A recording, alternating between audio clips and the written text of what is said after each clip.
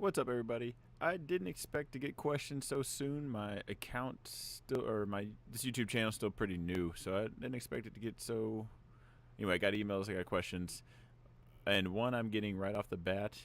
There's three that I keep getting. Actually, I've gotten it a few times. What is a pip? What is a lot? And how much? Or hang on, get you the exact. When should I open a real account and stop using my demo account? We'll touch base. I'm gonna answer that one last. Real quick, the reason I have this up in the background, I don't know if you can see my mouse. Here we go. This giant so this wasn't a popular one, but how do I read a candle? We'll touch base on that real quick. So when you're reading a candle, you got the body of it, right? So green obviously is up, red is down. If you can see, this is an hour. My cursor's not showing. This is a 60-minute candle. So each body is 60 minutes. So this right here is 12 o'clock. When it ends, 1 o'clock. In between 12 to 1, the price went all the way down here and all the way up here. Should be able to read that.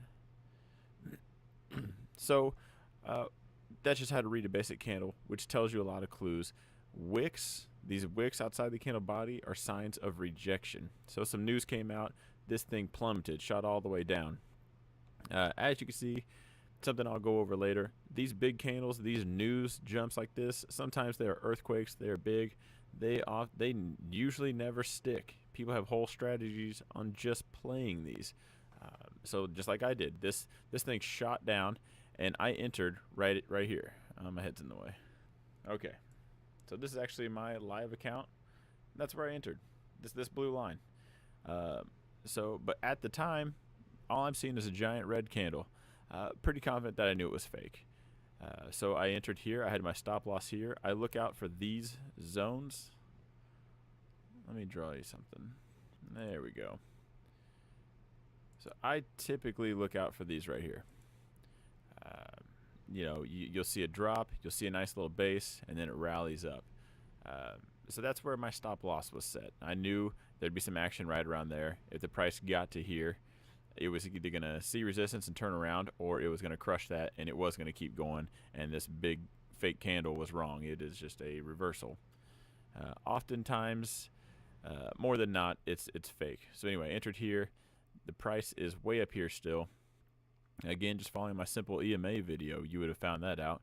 These are my basic EMAs, my 10 and 15. It came to the 50, bounced right off of it, shot back up, and it's continued. So my stop loss on 2,000 units is right here. The other 2,000 has a trailing stop. And I also went over that. So either way, if this thing comes down, I still make money. Right now, my options are I make a little money or I make a lot more money. So reading the candles, it's good to know how to read them for that very reason. You want to know what's going on. And the giant wicks, those are awesome signs of rejection. Whatever way it's pointing, it didn't work out that well. So it often tells you where things are going. To answer the next question of what is a pip, the pip is the standard unit for how these currency pairs are measured. It's usually the fourth decimal over. As you can see here, the 1.26712. Fourth decimal over, that's your pip. So when that moves, that's just the price. Your first pair is the one that tells you, right now we're in US dollar, Canadian dollar. So for $1 US, you can buy 1.2667 Canadian dollars. So that's just the movement. That's just how it's measured. Next question: how much is a lot? It's not just a lot. You hear people talk about this in Forex. A standard lot is 100,000 units. A mini lot is 10,000 units.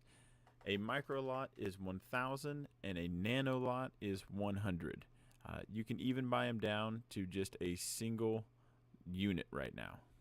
This used to be the standard that everyone traded in because it was just a bunch of banks. It's popular overseas, and it's getting more popular in the United States. So brokers used to only allow standard lots to be traded. You had to be in at least that much. But now they're allowing you to buy single units. which is bringing more people in, it's bringing more money in. You're losing a lot more money because that's where the banks get it from, is from people not knowing what they're doing. So that's why I think there's a big push for everybody to jump in the Forex market, because no one takes the time to figure out what they're doing, and they lose a lot of money. The money's going somewhere. It's a buy and sell transaction, and it's typically the banks taking your money. So how long should you be in your demo account? This is a hard one for me to answer because I never had a demo account. Am I meaning, I never want to tell anybody else to skip the demo account, but for me personally, I had a game called Stock Wars. You started with $100,000. It mimicked the real market. You could lose $6,000 in there and not know why, or not even care. You lose $6,000 in real life, you'll remember and you'll learn real fast.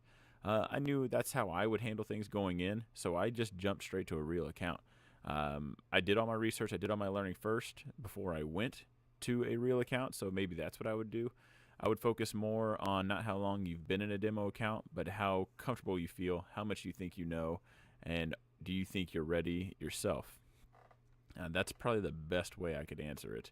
If you don't feel comfortable, or maybe my idea sounds like that might work for you, just go in with a smaller account. Just know you might lose it all. I hate offering advice like that. Just jump in and see how fast you lose it, and maybe jump in again and see if you lose it a little less fast. So I would probably just spend more time on education. Figure it out, get a really good feel for it, do the demo account. Just maybe once you're consistent in the demo accounts. A lot of my teachers, that's all they tell everybody.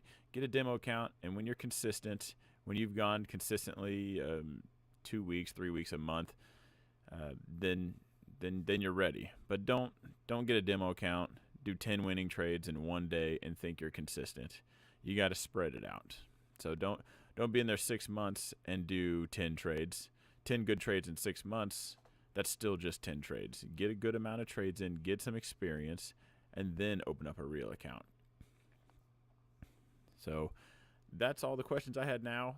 If you guys have any more questions, email me. I'll do these Q&As anytime I get a bunch. Anytime I see, well, actually any questions. You can email me. You can comment down below. I'll make a whole video about it just to make sure everybody understands it well, because you're probably not the only person with this question. So again, like the video, subscribe for more, and everybody have a good week.